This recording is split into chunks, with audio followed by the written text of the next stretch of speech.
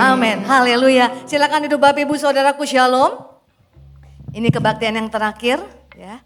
Dan saya rindu masih menjadi berkat di kebaktian terakhir ini. Saya Julita Manik dari Jakarta, Bapak Ibu Saudara, baru tiba kemarin. Tadi kita menyanyikan satu pujian yang teramat indah ya. Saya ingat suatu kali dari gereja kita ya ini ya, Battle Worship.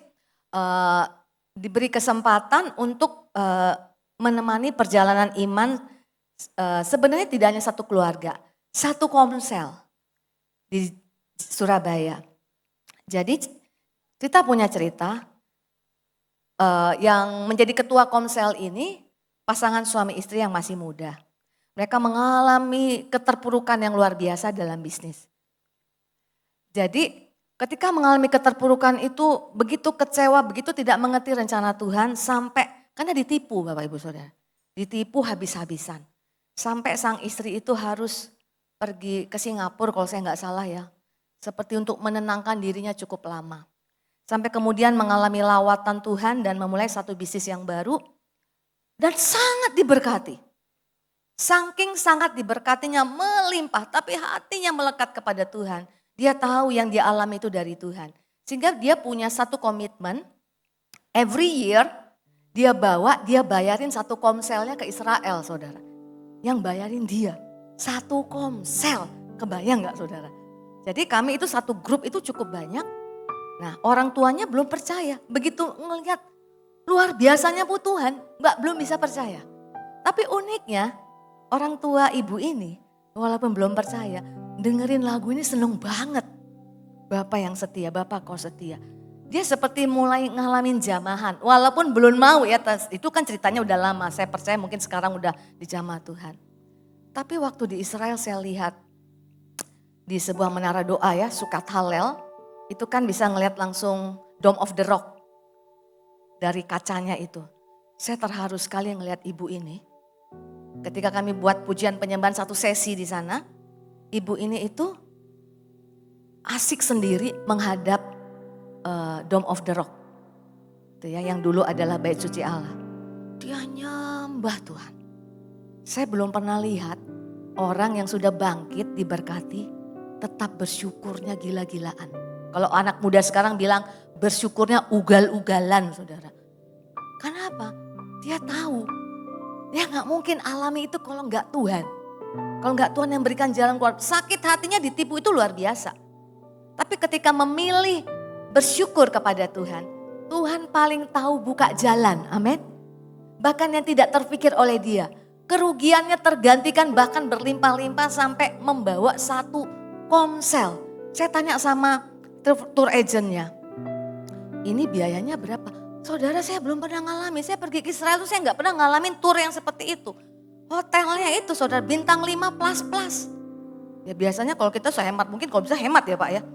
Ini enggak. Jadi itu kalau bangun tidur, tinggal di Yerusalem, hotel termahal. Pemandangan kamar saya itu langsung, itu loh apa namanya, kota tembok itu ya, kota suci Yerusalem yang lama. Old City of Jerusalem. Enggak pernah saya alami. Dia beri yang terbaik kepada anggota komsel yang enggak bayar sepeser pun. Berapa Pak? Saya tanya sama tour agentnya, keluar biaya 1 M Bu paling tidak. Tapi bagi dia 1 M itu gak ada artinya. Dengan apa? Fellowship dengan Tuhan. Nah hari ini saya rindu membagikan kepada Bapak Ibu Saudara tentang bagaimana kita bisa bersyukur. Ya, ada rahasianya menurut Pengkhotbah 3 ayat 11. Beautiful in its time. Indah pada waktunya. Sering dengar ya? Sering dengar ya? Indah pada waktunya. Coba kita lihat Pengkhotbah 3 di ayat 11 berkata, ia membuat segala sesuatu indah pada waktunya. Tapi kita berhenti di ayat A, itu belum selesai. Kalau kita baca sampai selesai, bahkan ia memberikan kekekalan dalam hati mereka. Tetapi, nah ini kan agak aneh, indah pada waktunya. Tetapi manusia tidak dapat menyelami pekerjaan yang dilakukan Allah dari awal sampai akhir.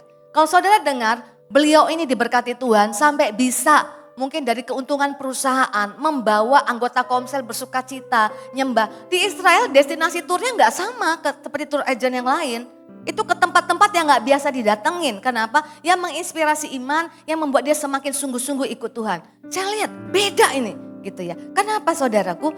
Karena kalau kita lihat indah hanya dari sisi diberkati, kita akan bisa gagal bersyukur kalau kita tidak mengalami seperti itu. Bagaimana kalau ngalamin keterpurukan, ditipu? Ya kan? Nggak bisa kita selami, tapi ternyata ketika dia ditipu, ketika dia terpuruk, ketika dia tersungkur, ketika dia dikecewakan, mungkin dia menangis, tapi ketika dia bertemu dengan Tuhan, mendapatkan penghiburan, belum diberkati, sudah memutuskan setia mengikut Tuhan, baru dilihat hasilnya bahkan berlipat kali ganda. Yang orang suka cuman yang indahnya, yang nggak ngerti pada waktunya gitu ya. Jadi harus ada waktu tunggu. Kita nggak ngerti rencana Tuhan. Ya, sehingga kalau nggak ngerti rencana Tuhan yang terjadi, kita bisa bersungut-sungut pada waktu ditipu, ya nggak saudara? Kita memutuskan berhenti ikut Tuhan pada waktu ditipu. Apalagi kalau yang nipu teman segereja. Nah ini dia, teman segereja nipu kita. Kan harusnya satu komsel lagi saudara. Itu kan nyakitin banget ya. Yang nyakitin perasaan kita justru teman satu grup kita di pelayanan.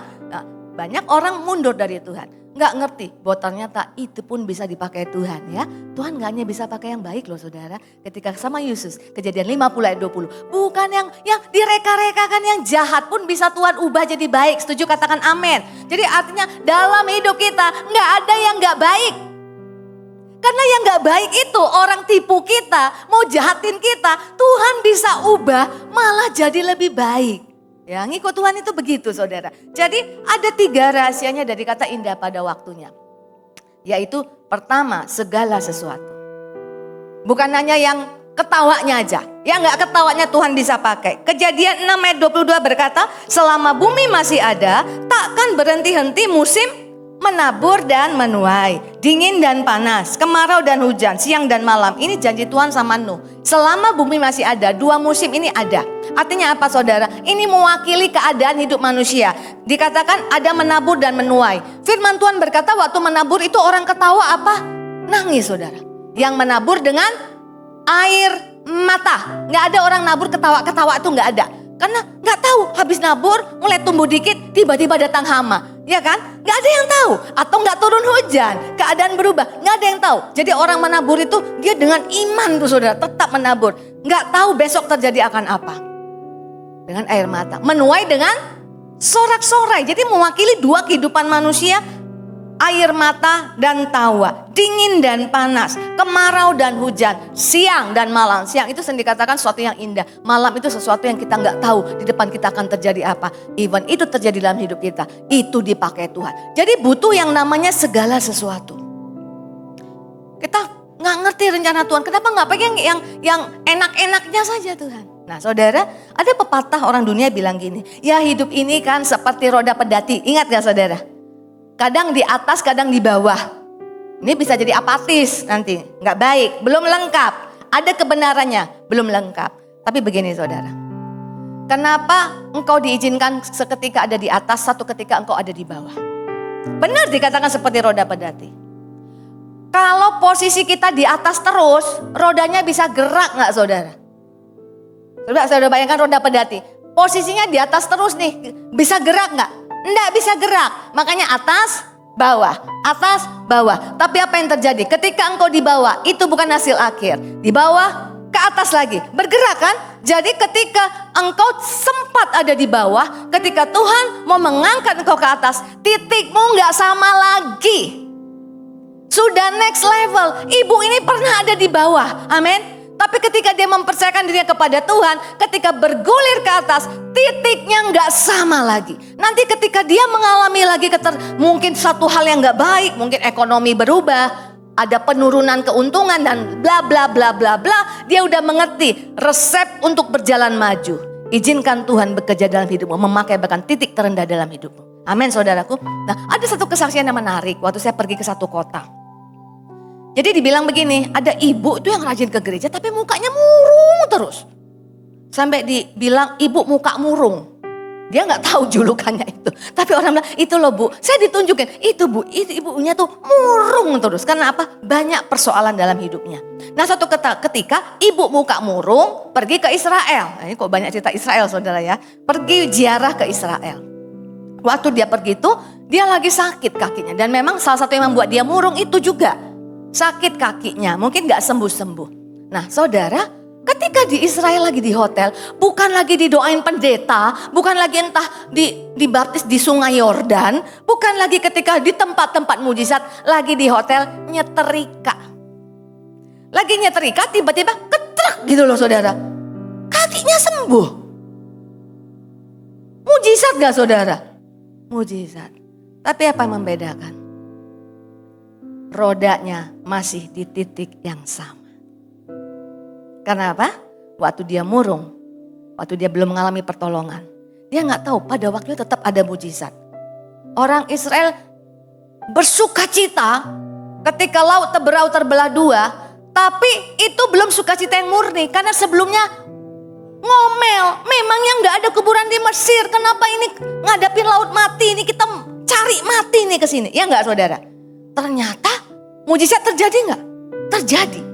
Tapi bukan atas pengalaman iman mereka. Jadi waktu mereka menyeberang, mereka itu belum berubah titiknya. Benar destinasinya berubah. Tapi keadaan rohaninya masih di titik yang sama. Karena apa? 3 hari kemudian enggak ada air. Ketika enggak ada air, ngomel lagi. Lebih baik kami di Mesir. Lebih baik kami kembali ke Mesir. Lihat saudara, titiknya enggak berubah. Jadi ibu ini walaupun ngalami mujizat, hati-hati saudara. Kalau engkau ngalami mujizat ketika engkau tidak bisa bersyukur, kau pasti akan ngalami hal yang sama lagi untuk melatih engkau bersyukur di saat sulit. Kalau tidak, kau terus akan dibawa berputar-putar. Gak pernah nyampe tujuan. Amin. Titiknya gak berubah. Di situ-situ saja. Jadi kalau saudara mau ngalami yang namanya engkau next level, ayo. Lagi mustahil bersyukur saja. Ada sebuah proyek. Dulu pernah ada di Amerika Serikat namanya Biosphere Project di Arizona, USA. Saudara, ini ahli-ahli terinspirasi untuk membuat koloni di bulan.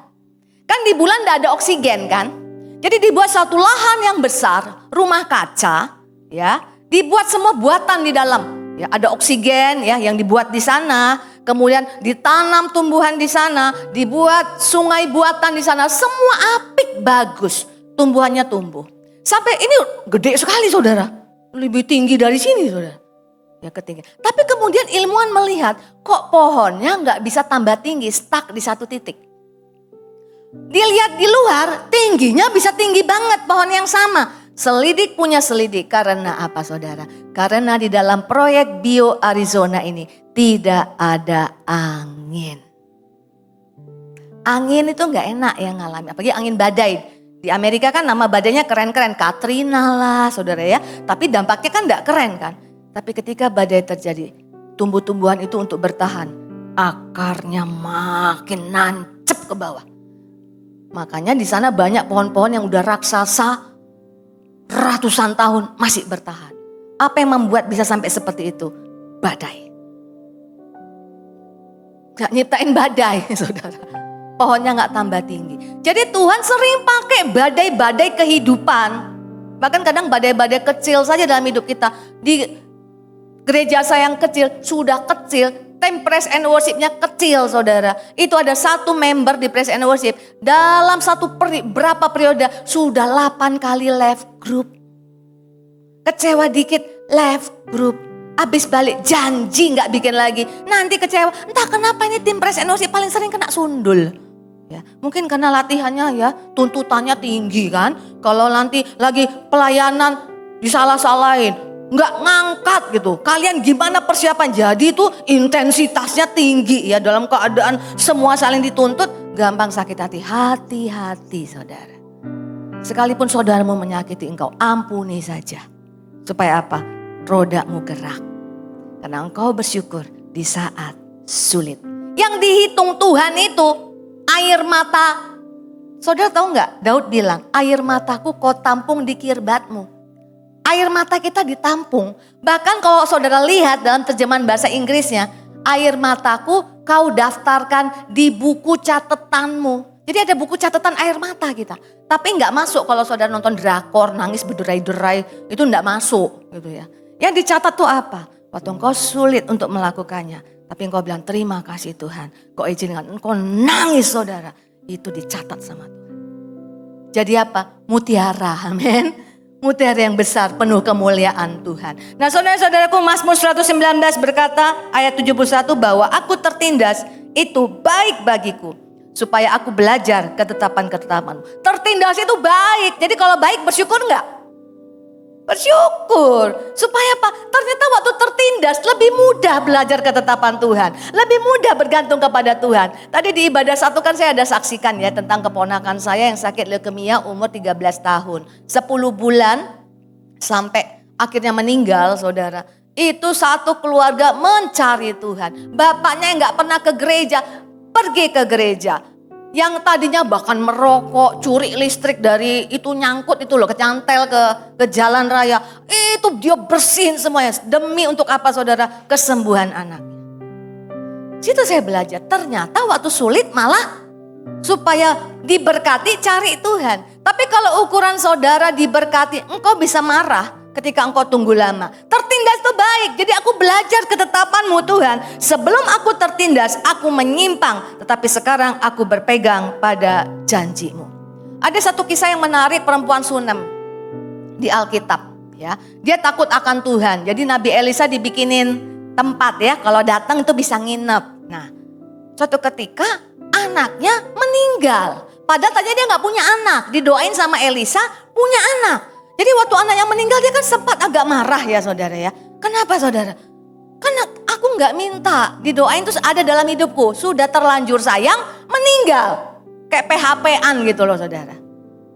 Tapi saudara tahu kisah yang dia alami itu menginspirasinya luar biasa. Ketika dia mau pergi ke Nabi Elisa ditanya suaminya kan seolah buat apa lagi. Ada satu perkataan kalau dia cuma bilang dalam bahasa Indonesia gak kelihatan. Tapi dalam bahasa Inggrisnya jelas, it is well. It is shalom. Padahal hatinya gak shalom, berarti dia berusaha bersyukur tuh. Anaknya meninggal. Ketemu sama Elisa bilang, itu ada wanita, tapi aku gak tahu apa yang terjadi. Coba tanyakan, apakah keadaannya baik-baik saja? Oh ya, dalam bahasa Indonesia, baik-baik saja. Ditanya sama bujangnya Elisa, bagaimana keadaanmu ibu? Jawabannya sama, it is well. Dia well gak? Gak well dia saudara. Sudah tahu perkataan it is well ini menginspirasi seorang pebisnis yang namanya Horatio Spafford. Ketika anaknya 4 orang meninggal naik kapal bersama istrinya. Dia gak ikut karena mau nyusul ada bisnis. Ketika dia nyusul anaknya sudah meninggal, istrinya bikin telegram, masih zaman telegram, saved alone. Aku hanya selamat saja, termasuk anak bayinya. Istrinya lihat tenggelam, gak bisa ditolong. Karena kapalnya tenggelam. Dia datang, dia tanya sama nakodanya, tunjukkan di mana kapal itu tenggelam, titik koordinatnya. Begitu dia sampai ke titik koordinat, dia lihat, dia kembali ke kamarnya. Dia tulis puisi. Itulah yang dibikin lagu saudara. Dia terinspirasi kisah perempuan Sunem. Sudah kecewanya luar biasa. Masih bilang it is well, it is shalom. Saudara tahu jadi lagu apa? It is well. Pernah dengar lagu itu? It is well. It is well. It is well with my soul. Lagu himne yang tidak habis dimakan waktu. Ada seorang yang sakit kanker, dia bilang gini, saya gak pernah tahu sejarah lagu ini. Tapi waktu saya di kemoterapi, dia dengar lagu ini kok datangkan damai sejahtera. Ternyata terinspirasi Horatio yang kehilangan anak, tulis lagu dari situ. Terinspirasi di mana? Perempuan Sunem. Ceritanya belum selesai, anaknya dibangkitkan. Tapi kemudian terjadi kelaparan dan mereka harus pergi dari kota itu. Waktu kembali rumahnya diambil orang, dia mau mengadukan kepada raja. Biasanya rakyat jelata itu susah ketemu raja.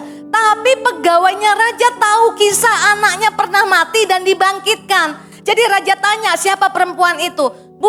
Pegawai raja bilang itu loh pak pernah terjadi ini. Raja langsung mau ketemu dengan orang itu. Langsung raja perintahkan pulihkan semua keadaannya. Kembalikan rumahnya. Saudara lihat mujizat tidak berhenti. Jadi ketika ternyata waktu anaknya meninggal tidak berhenti hanya ketika dibangkitkan. Ternyata peristiwa kedukaan yang dia alami, tapi dia tetap bersyukur menolong hidupnya di masa yang akan datang. Saudara lihat itu, Itu yang namanya Tuhan merancangkan kebaikan. Jadi segala sesuatu terima.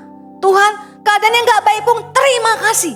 Bersyukur. Saudara harus bisa lihat segala sesuatu. Mau dia musim semi, musim panas yang banyak tumbuhan. Rontok semua masuk musim gugur. Dan kemudian musim dingin yang tidak terjadi apa-apa. Bukan berarti Tuhan tidak berbuat apa-apa. Musim dingin itu saudara-saudara pergi ke luar negeri ada musim dingin. Sepertinya kan gak ada apa-apa. Gak bisa nanam, ya kan. Kesulitan, semuanya putih. Tapi sesungguhnya apa yang terjadi? Tanah lagi disiapkan untuk masuk musim semi. Lagi disuburkan kembali untuk masuk musim semi. Dan ditaburkan benih menuai pada musim panas. Jadi kelihatan nganggur pun saudara. Itu Tuhan gak nganggur. Ketika engkau belum mengalami terobosan dalam hidupmu. Kelihatannya kok Tuhan kau tinggalkan aku. Tuhan gak nganggur. Tuhan itu bukan pengangguran, pekerja keras. Bahkan Tuhan Yesus masih bangun rumah untuk kita. Amin. Tuhan menyediakan. Jadi imani itu untuk percaya. Indah. Semua indah pada itu. Segala sesuatu. Apa yang saudara lihat? Indah. Mazmur 119 ayat 68 berkata. Untuk saudara bisa lihat indah. Engkau baik dan berbuat baik. Engkau baik dan berbuat baik. Tuhan itu baik. God is good. Bukannya God is good. He does good. Tuhan hanya tahu berbuat baik bagi umatnya. Tuhan itu baik, yes. Tapi dia juga berbuat baik. Caranya lihat bagaimana. Ajarkanlah ketetapan-ketetapanmu kepadaku. Cara saudara lihat yang, kalau baik lihat baik gampang. Ya, lihat indah itu gampang. Tapi kalau ngelihat yang gak baik, lihat indah itu susah. Cara lihatnya gimana? Pakai firman Tuhan, pakai janji Tuhan. Dia katakan dia merancangkan, berarti belum terjadi di masa depan. Masa depan yang indah, penuh pengharapan. Lihat pakai kacamatanya Tuhan. Lihat pakai kacamata firman Tuhan. Saya kalau nggak lihat pakai kacamata firman Tuhan, saudara, habis saya saudara masa-masa kesesakan. Karena semua menuju kepada keterpurukan. Semua menuju kepada semakin jauh dari janji-janji Tuhan. Saya ingat sekali ya waktu saya jadi artis rohani. Saya bawa asisten Bapak Ibu ke Kalimantan. Asisten saya anak STT, Battle, Petamburan. Cantik anaknya masih muda. Ya. Jadi saya pikir kan kalau di Kalimantan itu kan agak-agak. Saya lihat daerahnya saudara naik kapal ya, laut sungainya itu kayak coklat-coklat gitu ya, model-model tua-tua kayak saya gini juga pasti diterimalah gitulah saudara ya kan bukan kota besar. Saudara di sana tetap sama. Saya lihat ngapain itu sih asisten saya tuh rame-rame dirubungin, orang nggak minta fotoan sama saya, minta fotonya sama asisten saya. Minta tanda tangannya sama asisten saya saudaraku. Jadi itu kan kalau saya lihat itu artinya habislah sudah. Pelayanan saya gimana? Kalau orang lihat berdasarkan wajah. Wajahku gak mungkin tambah muda saudara, gak mungkin. Mau saudara suntik sana suntik sini yang hasilnya apa? Mukamu jadi aneh. Ya. Implan sana implan sini mukamu jadi aneh. Keluar uang banyak saudara. Gak ada harapan untuk saya. Tapi kalau saya lihat pakai janji Tuhan, semuanya pasti indah. Umurku yang semakin tua pun makin indah. Dulu enggak bisa lihat, tapi percaya saja dulu. Percaya melalui apa? Melalui apa saudara? Melalui firman Tuhan. Mazmur 19 ayat 9 berkata, titah Tuhan itu tepat, perintah Tuhan, firman Tuhan itu tepat, menyukakan hati.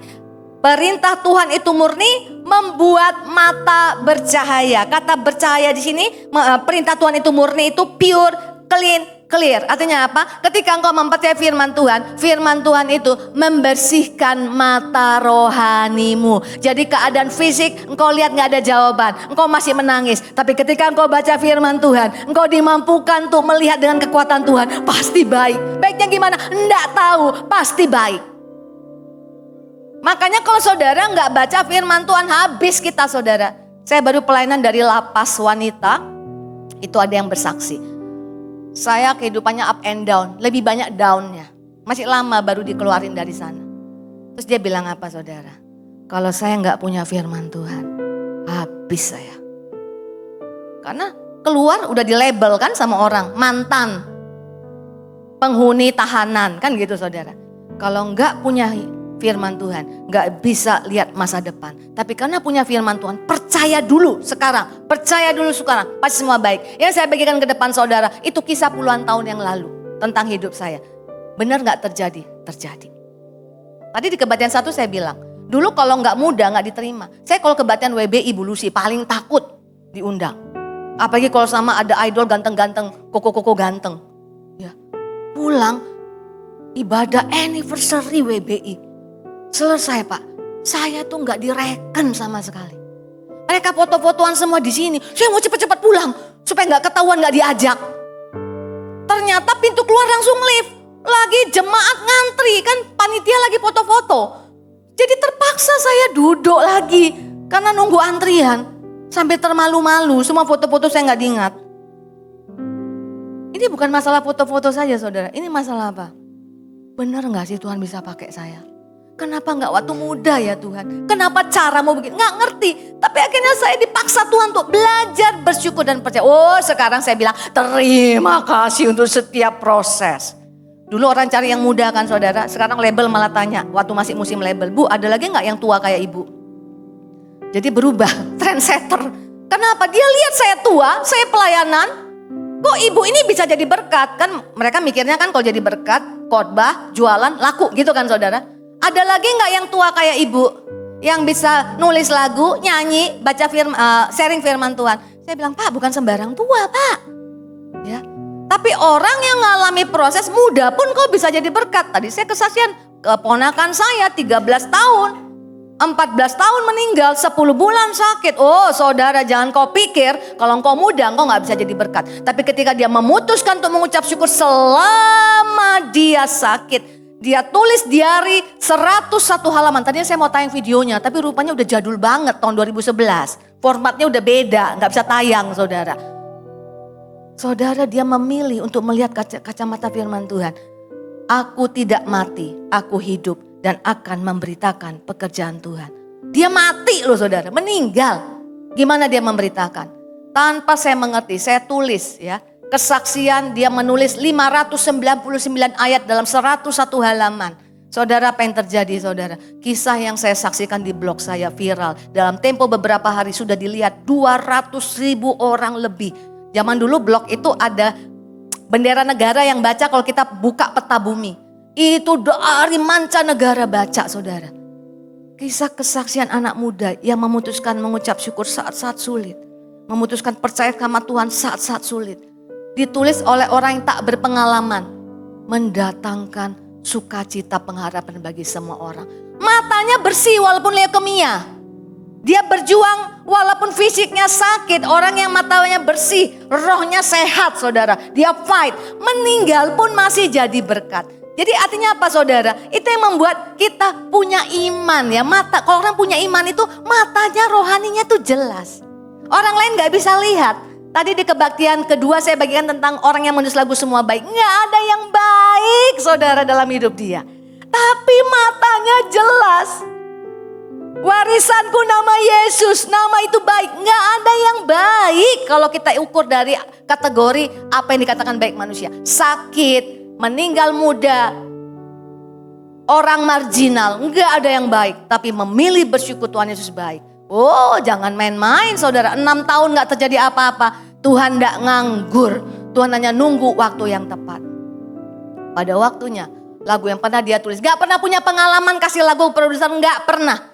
Tapi tiba-tiba temannya ingat, gak tahu sudah meninggal, direkam. Wow, wow.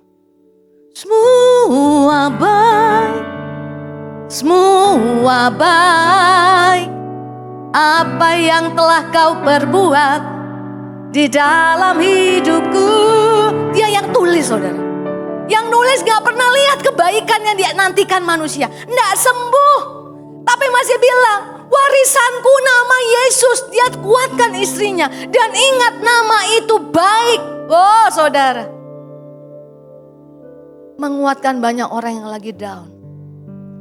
Menguatkan orang di rumah duka. Saya bilang itu lagu masih tahta tertinggi di rumah duka. Belum tergeser. Kenapa? Lagu itu memberi pengharapan. Membuat mata orang bersih. Sekalipun aku berduka. Kehilangan orang yang kukasihi. Tuhan, semua baik. Amin saudara. Nah saudara saya mau kasih lihat ini supaya saudara semakin melihat hubungannya. Saudara lihat keadaan kusut. Tulisan ini kusut saudara. Coba saudara saya mau tanya saudara bisa baca gak? Kalau ini boleh tayang. Ayo, yang bisa baca hitung dalam hitungan ketiga. 1, 2, 3 dengan keras. Loh kok bisa nih? Jangan-jangan ini penggemar WA dengan huruf yang aneh-aneh. Tapi ini kan kalimatnya singkat ya. Coba saya ganti yang lebih banyak. Ini pasti nggak bisa baca nih. Ini pasti nggak bisa baca. Yuk next. Hitungan ketiga. 1, 2, 3.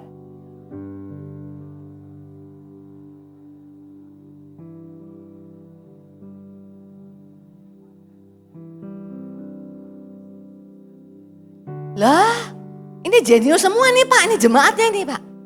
Tapi ternyata ada syaratnya saudara. Ada 2 syarat kenapa saudara bisa baca ini. Pertama, saudara punya kosakata bahasa Indonesia.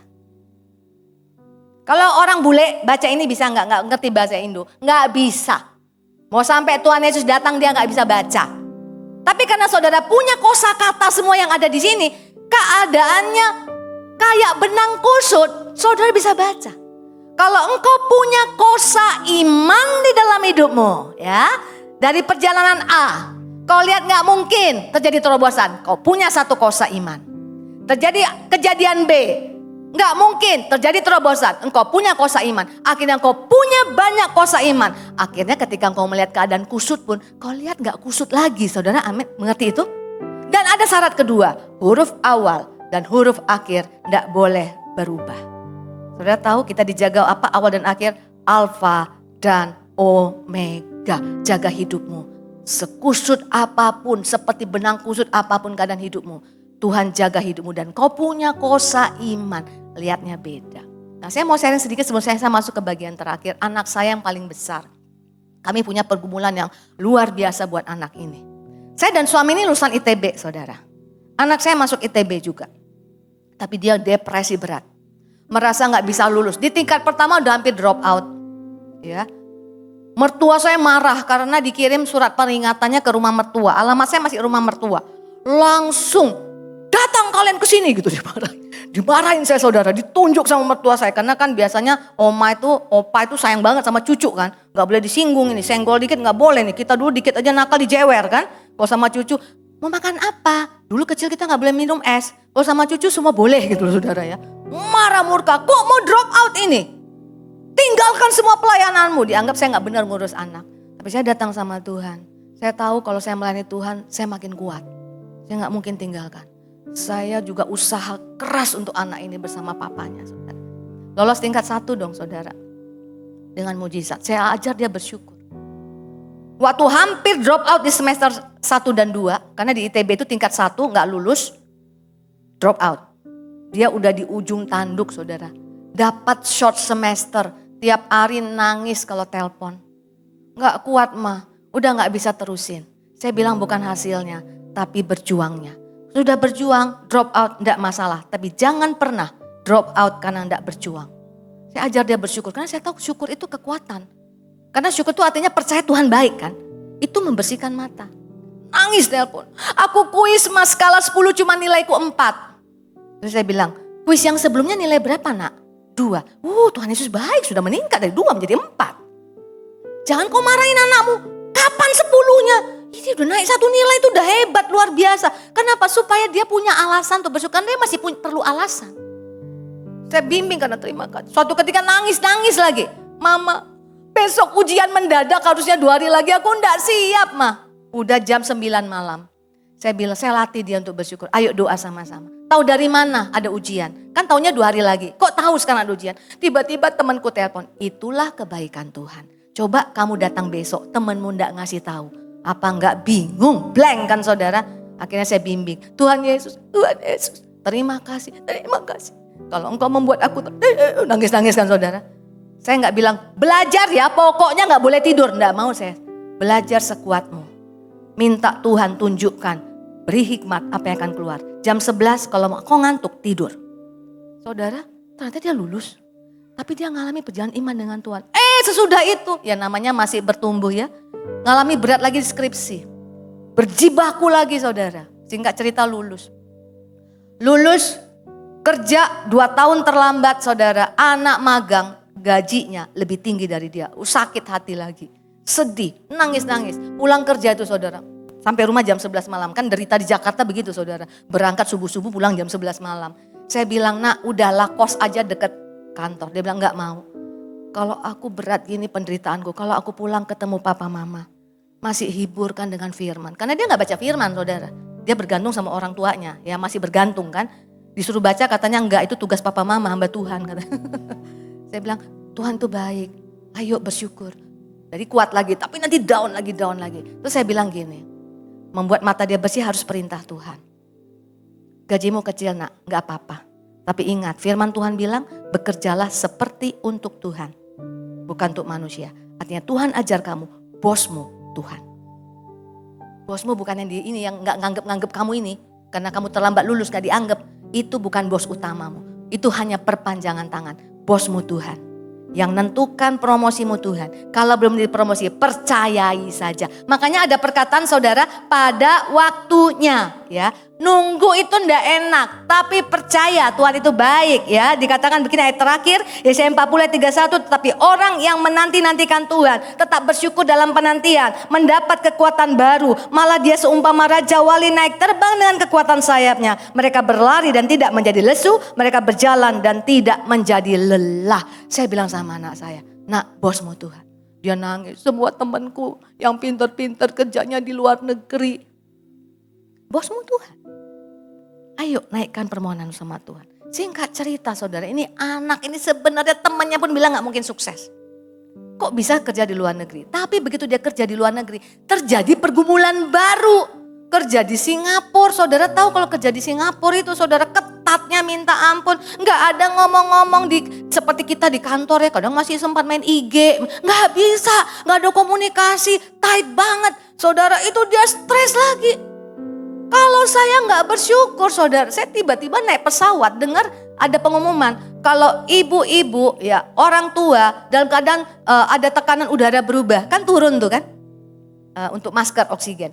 Jangan kau tolong dulu anakmu, tolong dulu dirimu supaya kau bisa tolong anakmu. Tiba-tiba kata itu menginspirasi saya saudara. Kalau aku mau tolong anakku, tolong aku dulu Tuhan supaya aku tetap teguh. Saya lagi pelayanan saudara.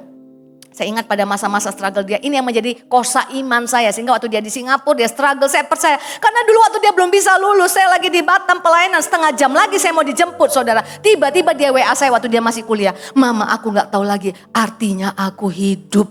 Loh saudara kalau dapat WA gitu saudara. Sementara banyak cerita kan, orang-orang itu melakukan tindakan sesat. Karena apa? Ditolaklah skripsinya, gak dianggap.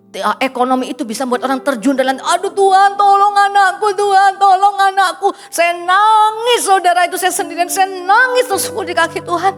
Aku gak bisa tolong Tuhan, tolong anakku. Dia bilang dia gak ada lagi artinya hidup. Tiba-tiba saya dengar kata-kata Tuhan yang menjernihkan mata saya. Seolah-olah Tuhan ngomong gini, kau lupa ya lagu yang kau tulis. Anakmu, Tuhan bilang sama saya, itu bukan anakmu, itu anakku. Saya dengar, itu anakku, kata Tuhan. Anakku pasti kuurus, percayakan. Saya yang tulis lagunya, saya yang lupa saudara. Kau beri yang ku pinta. Jadi kata, sebab kau Bapakku. Saya yang tulis, saya lupa, namanya manusia saudara, ketertekan. Terintimidasi. Sudah saya dengar itu, saya khotbah 2 kali ibadah. Dengan lantang saya lebih mempercayai firman Tuhan daripada apapun. Padahal saya lagi kesesakan. Saudara tahu saya pernah pelayanan di sini. Hati saya lagi remuk sehabis-habis. Saudara gak lihat kan? Muka aku kan. Saya remuk saudara. Waktu anak saya kesulitan di Singapura tuh saya remuk saudara. Tiba-tiba saya lihat tayangan media. Saya gak salah Paskah atau apa itu saudara. Kan media di sini bagus banget. Ada gambar angkasa. Terus saya lihat tulisannya ayat firman Tuhan. Kasih setiaku, ku bangun setinggi langit. Mana ada yang lebih tinggi dari langit? Kasih setia Tuhan di atas pergumulanku. Di atas masalahku. Gak ada yang lebih besar daripada masalahku itu. Ada yang lebih besar lagi. Kasih setia. Saudara gak tahu, saudara sudah jadi berkat buat saya. Sehingga menguatkan saya. Saya tetap pelayanan tapi hati saya itu sering, Tuhan gimana ini kapan? Tapi saya lihat saudara, selalu Tuhan punya cara untuk menguatkan. Di tempat ini pun saya dikuatkan. Sehingga saya berani, Tuhan aku mau lihat dengan jelas, aku mau menantikan dengan Tuhan. Saudara, saya bilang sama anak saya, ayo beribadah tetap. Kamu butuh komunitas rohani. Dia ngeyelnya banyak banget loh saudara. Ngeyel terus. Kalau dinasihatin ngomongnya apa? Yang hamba Tuhan tuh memang papa mama ngomongnya selalu firman. Karena dia gak terjadi, dia susah percaya firman. Kami tabur firman tuh kayak nguap, tapi saya percaya gini loh. Saya bilang sama Tuhan, firman-Mu bisa berbicara dari mana-mana. Berbicaralah Tuhan, kalau dia tidak bisa mendengar dari mulut kami, izinkan dia dengar dari kata-kata orang lain. Menanti dalam Tuhan, jadi dikembalikan sukacita. Apa yang terjadi? Anak saya waktu itu pergumulan berat banget dalam perusahaannya saudara. Terus kemudian dia bilang gini, Ma jangan ditolak, tolong bantu ngomong sama papa. Akhir tahun aku mau ke Afrika. Trip ke Afrika loh saudara. Udah anaknya baperan trip ke Afrika. Terus papanya kan tadinya gak kasih tahun lalunya. Tolong Ma aku butuh. Dia memang anaknya unik ya, suka lihat hewan-hewan natural gitu, nature dia suka. Saya bilang kan di taman safari itu banyak juga hewan-hewan loh saudara. Dia bilang gak mau lihat yang itu, maunya lihat itu yang banyak ribuan. Saudara tahu gak? Pulang, dia kok beda. Makanya menanti dalam Tuhan itu artinya apa? Engkau gak bisa berbuat apa-apa. Percayakan hidupmu sama Tuhan. Pulang kok beda. Langsung memutuskan ikut pelayanan. Sekarang udah main keyboard di gereja. Berapa kali mau disuruh berapapun dia mau. Karena apa saudara? Waktu di Afrika keadaan dia seperti remuk gitu saudara. Dia lihat lalang itu tinggi-tinggi ya kan di Afrika kan safari tour. Tiba-tiba Roh Kudus ngomong sama dia. Kau lihat lalang-lalang ini? Hatinya berdialog, iya. Ada yang siram enggak? Enggak ada. Lihat lebat. Lalang saja kuperhatikan, apalagi engkau. Belum cukup, naik jeep safari tour. Dia lihat binatang ada yang tinggi seperti jerapah. Ada yang perkasa seperti singa, kan tuh jumlahnya ribuan saudara. Ada yang bisa berenang, ada yang gak bisa berenang. Ada yang lemah, ada yang kuat. Tapi semua survive di alam liar. Terus Tuhan bilang, ada yang kasih makan enggak? Beda-beda. Aku pelihara. Kalau hewan saja aku pelihara, apalagi engkau. Saudara yang khotbah itu lalang, jerapah, kuda nil. Kami ngomong sampai berbusa-busa. Masuk kanan, keluar kanan lagi. Gak sempat keluar kiri, keluar kanan. Tapi bukan berarti Tuhanmu tidak bertindak. Firman yang sudah keluar pasti mengerjakan dengan sempurna. Oh saudara sekarang dia luar biasa melayani Tuhan sungguh-sungguh saudara. Jadi inspirasi bagi banyak orang. Ketua gembalanya sampai begitu tahu kisahnya ternyata luar biasa. Bagikan satu kesaksian di acara gereja sering sekali saudara. Padahal dulunya yang menguras air mata. Yang membuat sulit melihat Tuhan masih bisa lakukan sesuatu enggak dalam hidupnya. Saudara, keputusan bersyukur adalah keputusan yang tepat. Kenapa saya berani percaya? Itu tadi benang kusut itu. Dulu banyak banget benang kusut dalam hidupku. 20 tahun aku gak lihat apa-apa itu benang kusut. Tapi kok Tuhan bisa buat terobosan. Artinya untuk masalah anakku ini juga aku gak lihatnya lagi benang kusut. Seperti engkau membaca tadi engkau bisa membaca. Aku juga bisa membaca keadaan yang kusut dalam hidupnya. Pasti itu baik. Amin. Jadi hari ini saya gak tahu apa yang terjadi dalam hidupmu saudaraku. Tuhan mungkin belum jawab doamu. Putuskan bersyukur saja. Amin. Putuskan mendekat kepada Tuhan. Dia sedang berencana dalam hidupmu. Dia enggak nganggur. Yang meninggal saja masih bisa jadi berkat apalagi diri kita. Amin. Oleh karena itu hari ini kita datang kepada Tuhan. Pakai hidup kami Tuhan Yesus. Tim Pres Emosi boleh naik ke mimbar. Pakai hidup kami ya Tuhan.